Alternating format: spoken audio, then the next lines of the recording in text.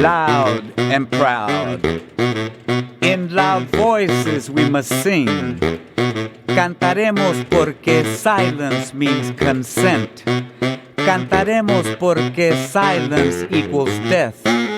If I am free to express my ways, then what I got to say is don't spew me with hate. Don't play that un-American card with me, partner, because continentally speaking, I is what I is, what I is, what I is. You know, I went to high school in the 50s, and the teachers were very insensitive to minority youth. The police were just as bad as they are now, but in smaller areas, so they were able to get to you a lot easier. The institutions didn't bother us, I guess. We didn't pay attention because we did what we wanted to do. Wherever we wanted to buy or shop, we went regardless of who didn't like it. And so through the 50s and then by the 60s, I was able to begin to develop politically and help out in that way. You know, we feel that at the middle school and at the high school, there's still a chance to salvage our young people. And I was 39 years old when some professors felt that I was worth salvaging, and I was at the bottom of my life, and they felt that I was worth salvaging, and that's what helped me also to become the person I am today, what inspires me. So young people inspire me for sure. They keep me going, they keep me on my toes, and I have to kind of check out what music and what art and what they're doing so that I can communicate with them. And I try to also bridge a gap between elders and youth where there's mutual respect for communication. So I try to get some of the old OGs to, to snap and try to help, you know, be some strong role models. You know, we're not much role models in terms of the establishment or the magazines, but you know, we have something to say, and we're word carriers, and that's one of our responsibilities. So that keeps me going. Well, I don't know who called me a criminal, but I think that after my teen years, when I did petty thievery and malicious mischief, which I guess could be considered crimes, I didn't commit any crime when I went to prison. I was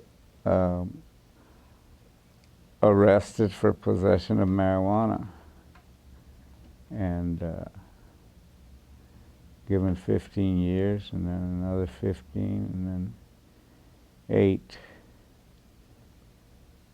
And but I don't believe, you know, I was doing anything wrong in terms of like violating anybody's nothing. You know, I was just me. And so I developed a good sense of what the whole liquor lobby and the whole drug, you know, laws and how they come into effect. So I studied a lot of that just to find out, you know, and then I read a lot of George Jackson, Malcolm, Che, a lot of people that I read, and certainly the Puerto Ricans, and then George Jackson's writings were telling us that we weren't criminals. And I felt a little better because I didn't consider myself a criminal. When I was released from prison, I went to Washington State and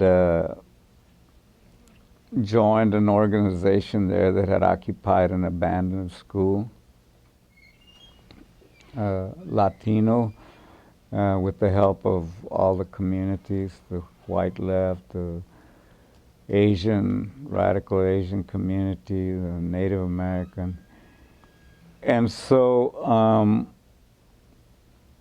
the struggle for Native people in the Northwest is the fishing rights struggle, their right to fish for salmon. They have treaty rights, but they were denied the right by the state.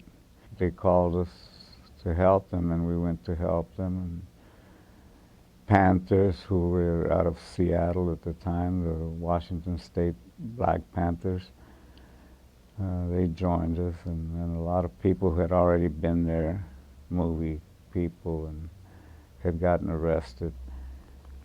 So I kind of became the liaison for my organization in Seattle and the Native community. Leonard Peltier got arrested in Canada, and they asked us to set up a defense committee in Seattle to help out with the defense committee in Seattle. We were asked to do that, and we took that task. I became one of the representatives for Leonard Peltier for the next 12 years. Throughout the country and in many international forums, at the United Nations in Geneva, Switzerland, in Nicaragua at racial seminars, Cuba, Puerto Rico, North Africa, Canada. So I did work on Leonard's behalf, traveling throughout all those places, and worked with the Northwest AIM people, the American Indian Movement. And through Leonard Peltier's work, I would present his case like to the Nicaraguans. Well, I would present it in Spanish.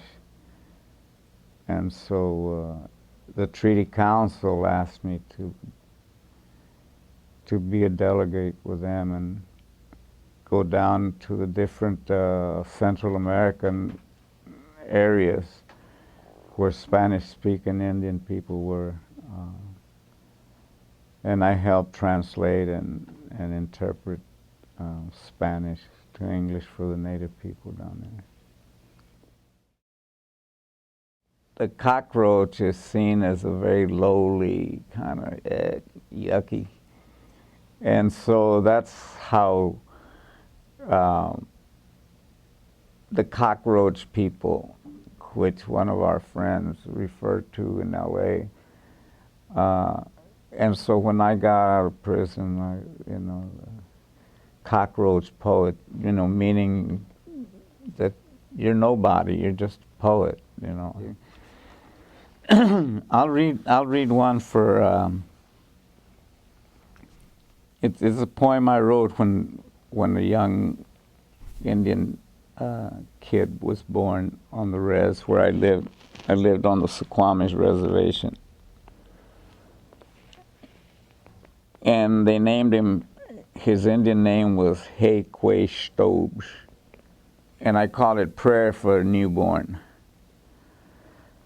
Raccoons spooning through weeks-long garbage on smoke shop cabin front porch brings on good feelings. Blue jays do breakfast by kitchen sink window, fry bread, today's portion of meals, honoring our dead as flying smiles and soaring souls, heeding the heart song of elders and all, for those generations gone before us, for the generations yet unborn. Inside mind, heart, souls, eagle wings, fluttering feathers, medicine man fans auras in good faith. Some die so others live. That's how it gots to be. All of us must struggle so that someone may be free. Because it's good to be alive, we ask our grandpas and grandmas to walk and talk with you. We welcome you, Red Cedar Man. Ho. And that was his name, Red Cedar Man. That's what Hey Quay Stoves means.